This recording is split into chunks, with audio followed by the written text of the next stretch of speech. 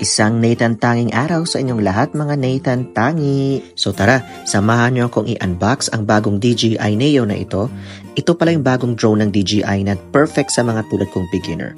Hindi ko alam kung bakit gusto ko ng drone na ito pero I always wanted one. Nakikita ko kasi siya sa mga travel vlogs at saka sa iba pang mga content creator. Sa pagbukas ng box ay makikita natin agad yung mga essentials na kasama nito.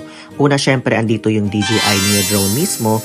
Ang sleek ng design nito at talagang perfect na perfect. At isa nga sa mga nababasa ko ng mga reviews ay ang standout feature nito na ang 4K video capability at perfect ito para sa mga vlogger at content creators na gustong makakuha ng stunning aerial shots. So ang kinuha ko ay yung DJI mismo na walang remote control, nagagamit lamang gamit ang aking cellphone. Pero may kasama din itong extra na propellers, isang charging cable at isang battery.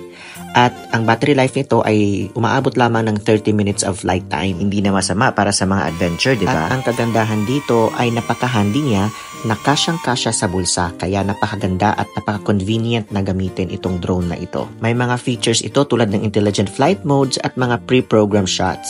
Kaya ito ay talagang makakatulong sa mga first-time users katulad ko. Kaya tignan natin ang napaka-simple at user-friendly na DJI Neo na ito. Kaya kahit sino ay kayang magamit ito. Are you ready for adventure? Will you join me today?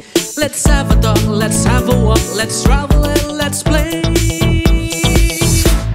Whoa, oh, oh, oh. Hello, I'm teacher Nathan. Whoa, oh, oh, oh. Let's learn while having fun. Let's go and explore the world with teacher Nathan. Hello and let's go.